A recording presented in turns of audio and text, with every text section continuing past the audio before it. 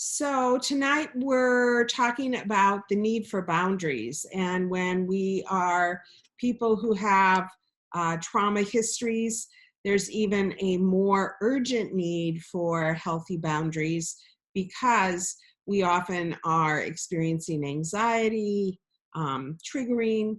And so we need to have sort of a buffer of protection, and boundaries do that.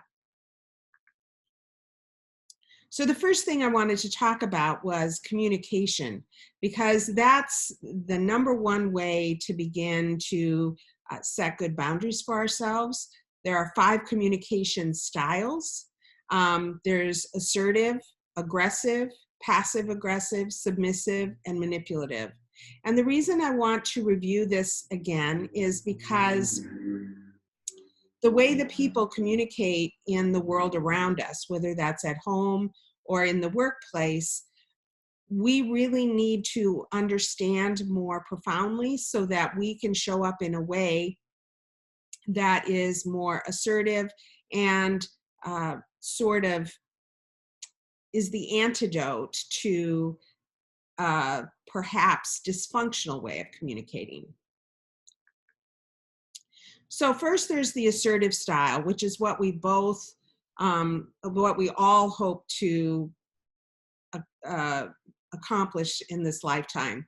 So the assertive individuals in the middle, passive on the left, aggressive on the right, and there's a whole range in between. So if we're assertive, we're able to ask for what we want. We're able to be protective of others as well as ourselves. We are expressive and articulate. Even if we're an introvert, it doesn't mean that we can't articulate sufficiently when we're trying to assert ourselves. We're comfortable holding ourselves and others accountable. We're comfortable asking for help. Comfortable with compliments. So when somebody tells you that you really did a great job or you are such an amazing expert, not to rebuff that compliment and sort of dismiss it where we don't let it in, but to allow it to reside within ourselves. We can make good eye contact and we listen carefully. So as you're looking through this list, to identify which of these areas you're very comfortable with and not so much. So from a personal standpoint, myself, I have often had a hard time asking for help. I have been uncomfortable asking for help because in my family of origin, asking for help was perceived as weakness, and weakness often got you the opposite of what you needed. And so I learned to be very, very, very independent. Now that has not served me well in life because many times things have been too much for me or too much for any one individual. You know, how many times is that true for a physician where, you know, you can't do it all alone. You need help. You need other people in the room. You need administrators who can help with that EMR. You need someone to bounce some ideas off of and give you perhaps their input about dealing with a difficult patient. And so asking for help is really, really, really important. And once you're able to do that, and that means doing it even in the absence of feeling comfortable with it.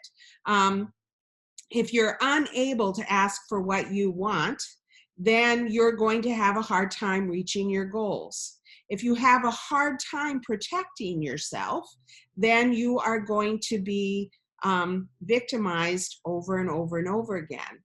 If you stonewall or are extremely non-communicative and aren't expressive and articulate, then you are going to struggle and not really communicate with people effectively. If you only hold yourself accountable and no one else, then you are going to have developed a hypercritical inner critic who doesn't ever give you a break.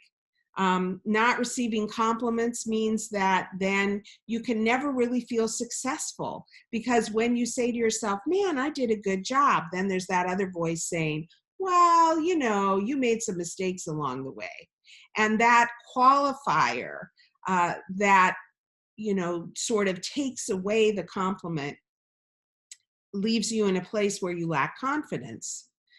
Good eye contact, it doesn't have to be, you know, steady. You can be shy and still occasionally look at the person that you're communicating with, because bullies and people who are aggressive tend to target people who seem uncomfortable with good eye contact.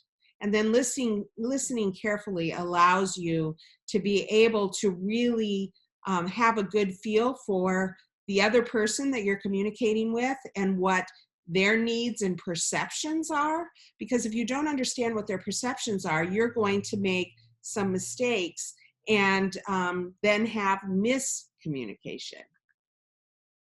Another form of communication is aggression. The aggressive style is dominating and sometimes hostile, can be manipulative, blaming, focused on winning at others' expense, reactive, entitled, alienating, and bullying.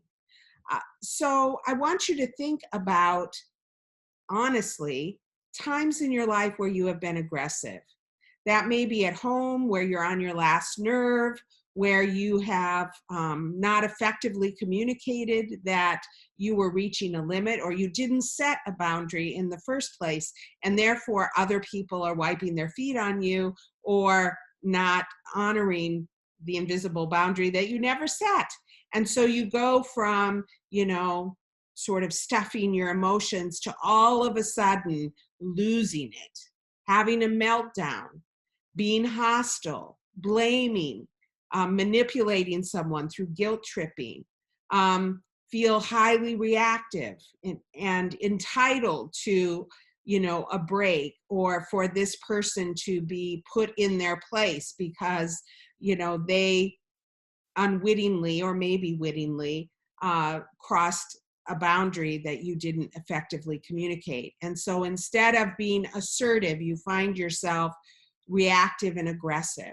So that's something to really own up to. There's no shame in identifying that there have been times in your life where you get aggressive, maybe even recently. For you to just understand that aggression is almost always a sign of lack of boundaries or lack of containment. When we have a healthy container for ourselves, then other people aren't broaching on our space and we feel safe, we feel protected. Passive aggressive, that's where someone is indirect, sarcastic, deny their true feelings, tell you what you want to hear. This happens with patients.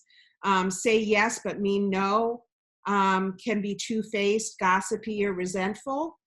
So really to pay attention to not only the passive aggressive characteristics that you may embody from time to time. If you struggle with shyness or assertiveness, sometimes it comes out sideways. You're not, you know, full on aggressive, but passive aggressive. Or you may be dealing with a patient who's indirect, sarcastic, denying their true feelings. And the best approach to that is to create an environment that feels safe, where you are really listening carefully, and where you deal with indirectness by directly speaking the truth, not in a harsh or cruel way, not in a way that is confrontational, just in a way that is direct. You know, when someone is sarcastic, you can even say something like, well, I think that was meant to be a joke. Or, I don't know, I'm not really laughing here.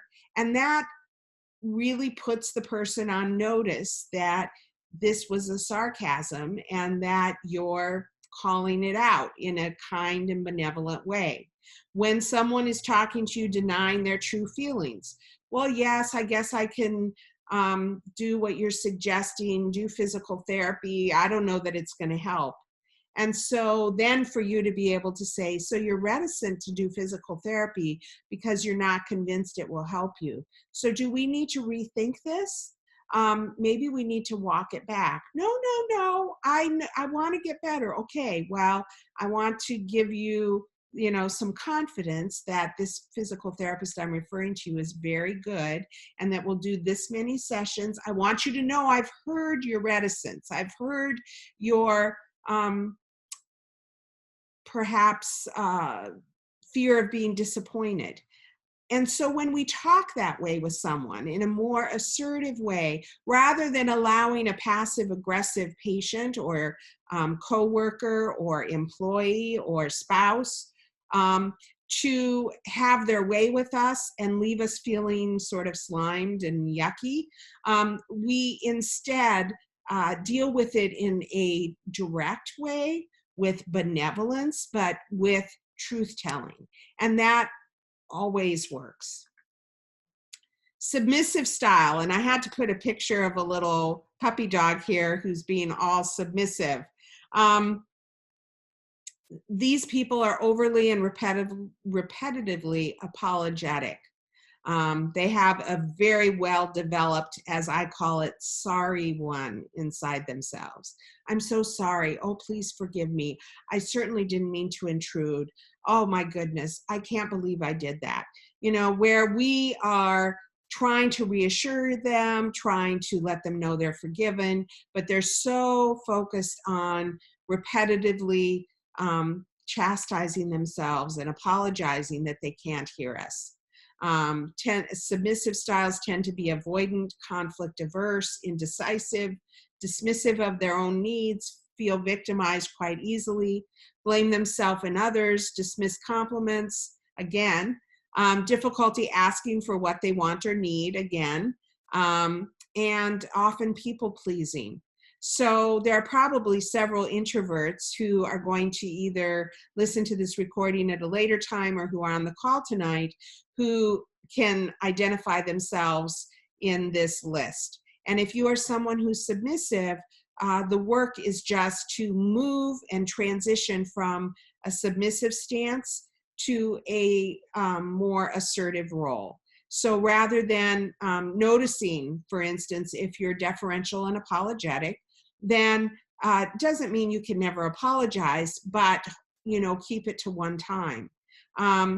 Avoidant doesn't mean that you have to tackle everything on your list that is daunting and overwhelming, but instead to acknowledge that you feel daunted and overwhelmed, and to reach out for help and to share the fact that you're avoidant, and to ask maybe for somebody to be an accountability partner for you so that you can begin to pull yourself out of this place of an overly submissive communication style so that you can engage in life from a place of confidence, asking for what you need, not being overly apologetic or compromising, but be uncompromising and confident and assertive.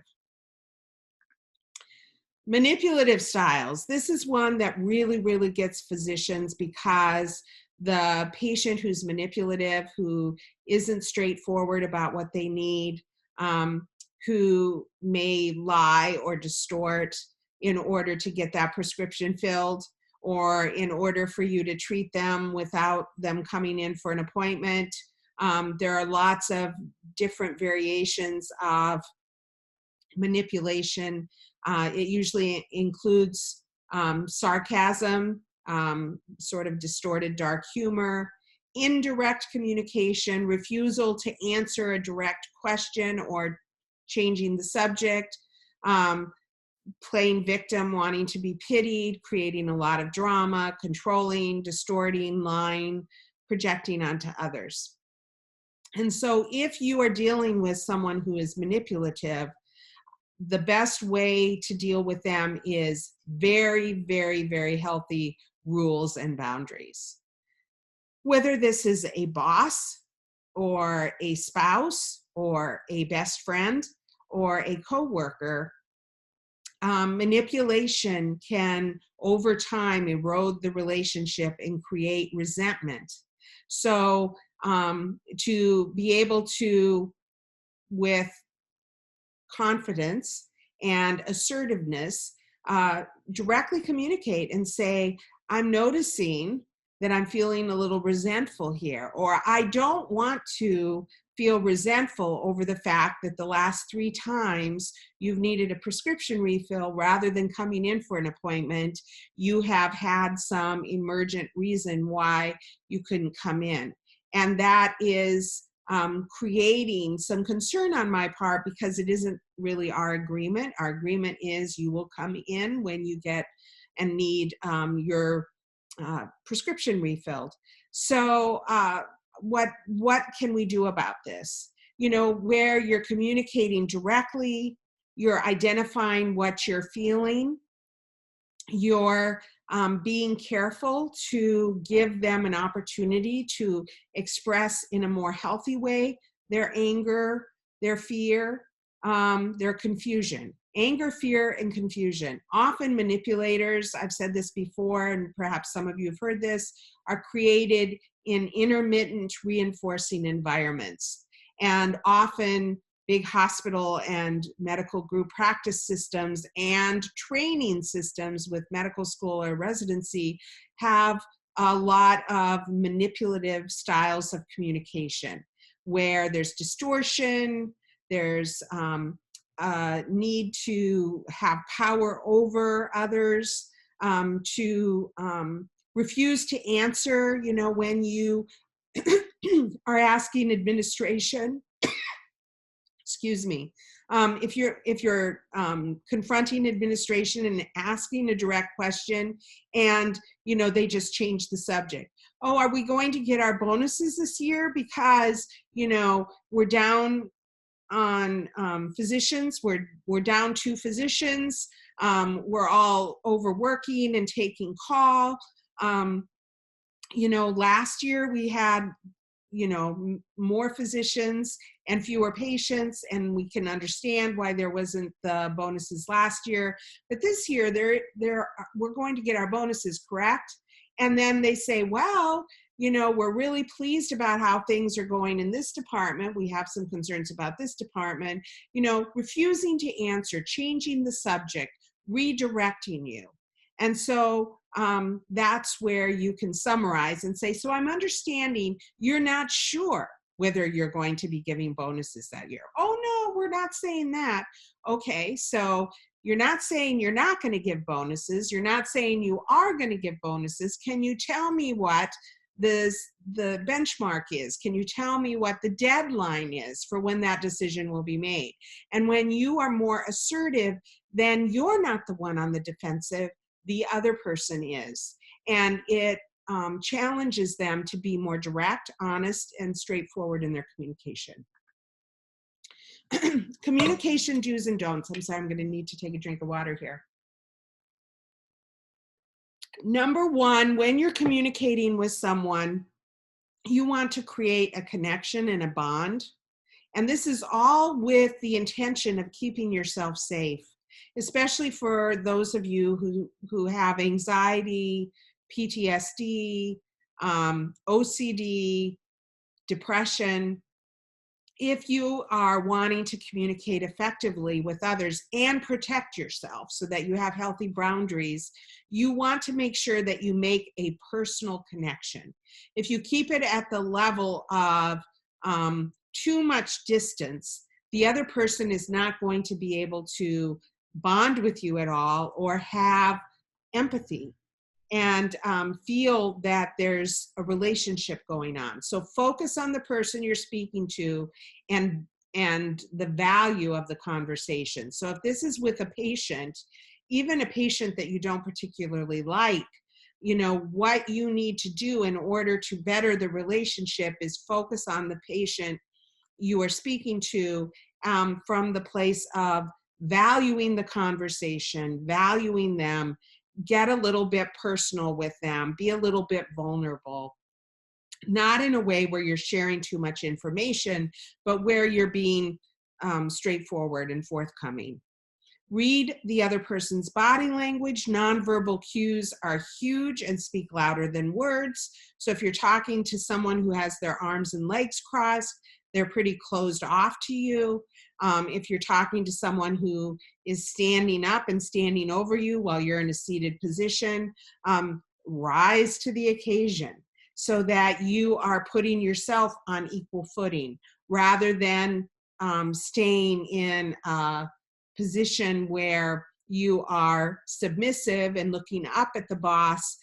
Stand up and face them. If it's a patient, then you're not going to want to be towering over them either. You can bend down, you can kneel down, you can sit on your little rolling stool where your eye contact is good and where you're on equal footing. You can maintain your boundaries better when there is equality element rather than a big disparity in power. Represent the facts, be honest and truthful, avoid being confrontational. Confrontation is when you are challenging someone.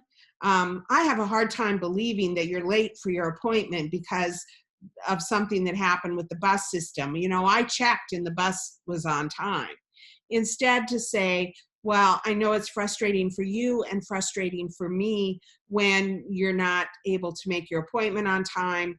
I'm sorry there were elements outside your control, and it means that we're not going to have as much time today for our appointment, unfortunately.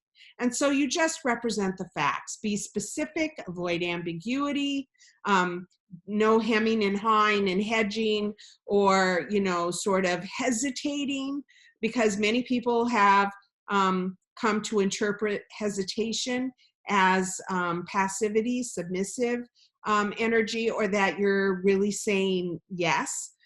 So you want to be specific and avoid that hesitating ambiguity where there's a lack of clarity.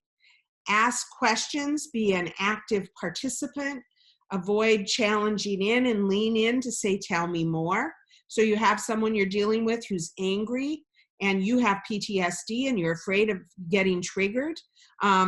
First of all, start from a place of, I can see so we'll give an example here. So somebody comes in and they're angry and you have a PTSD history and are afraid of getting triggered. So the first thing you want to do is really go into the treatment room in a resource place, get personal, where you say, I can tell that you're upset today and I'm concerned about that, and we're going to address it. And we're going to address it in a way where we both feel safe, heard, where we can really understand each other. So I want to sit down here since you're seated and just, sort of get comfortable so we're both eye to eye here. Let's talk about the facts. You're upset over these test results. You've had to go into the lab more than once. You're disputing or doubting that these test results are even accurate, and perhaps you're absolutely 100% right. I've reviewed this before I came in to sit down. Let's talk about what happened when you went to the lab that day. Be specific. If these test results aren't accurate, I'm not going to make you do this again. We'll find another way to deal with the health issue at hand. But since you've been to the lab 2 or 3 times and we still are having difficulty with you feeling like, you're getting accurate reporting, and I feel the same way. So instead, we're going to treat this as if it's a thyroid issue right now, and we'll do more follow-up labs later.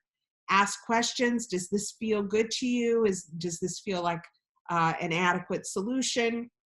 I understand you're still upset about what happened before. You lean in. That while if they're angry and they're telling you, but I don't think you get it. I took my time. I paid for this. And you lean in and you say, tell me more about what happened for you and how we might be able to address this so that this doesn't happen in the future.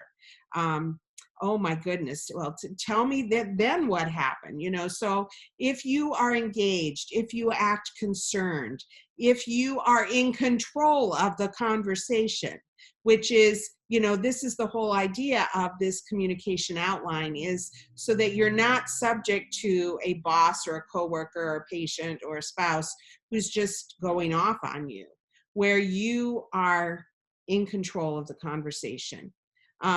Confirm what you hear, summarize. So what I understand, you know, sometimes if we say the phrase, what I hear you say, it can seem sort of like we're being therapeutic or disingenuine. And so sometimes summarizing a little more casually, like, I want to make sure I understand what happened for you. Or, so I think we're in agreement, you know, this, and this. And so you go through the bullet points and then they're nodding, or they cock their head to the side when you say something and you're like, is that not true? Is that not clear?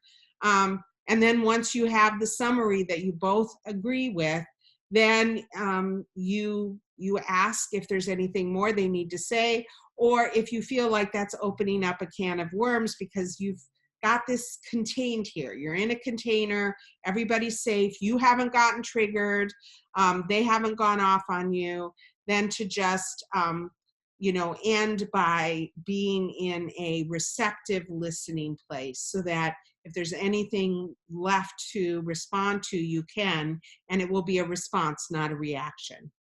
Practice makes perfect. This is just a little bulleted list that maybe you could print out if it's helpful. Direct communication, so be direct, be positive, be and hold others accountable, state your expectations, I need, I expect, I want, be responsive, summarize and clarify. So this is something you could put on a little index card and even carry with you if you have an important meeting. So it looks as if you have some notes written down where you're reminding yourself to be direct, to have assertive communication, to be positive, to not be afraid to hold yourself accountable, not in an overly submissive or deferential way, but in a way that feels genuine, as well as holding the other person accountable. Be very clear about your expectations, what you need, want, and expect, so that nobody's disappointed. Be responsive and summarize and be clear. And of course, I always review this slide. Post-traumatic stress includes flashbacks, flooding of emotions that sometimes are beyond our control and hit unexpectedly. That creates within us avoidance, hyperarousal and reactivity, where we don't feel like we're in control, issues around cognition, depression, feeling like we can't think clearly or can't remember, and then ultimately affects our mood and can create depression, anxiety, intrusive thoughts, obsessive thoughts. So this slide is important because if you have PTSD, it's real. There are interventions we've talked about many times. You can go back and listen to previous recordings where we talk about what to do when you're triggered, how to slow down the process so that it doesn't matter where you're at, whether you're at the very beginning where you're experiencing flooding and intrusive emotional flooding, or whether you're at the avoidance stage or the hyper-aroused reactive stage, whether it's affecting your cognition or whether it's affecting your mood. All of those stages in the PTSD process can be addressed.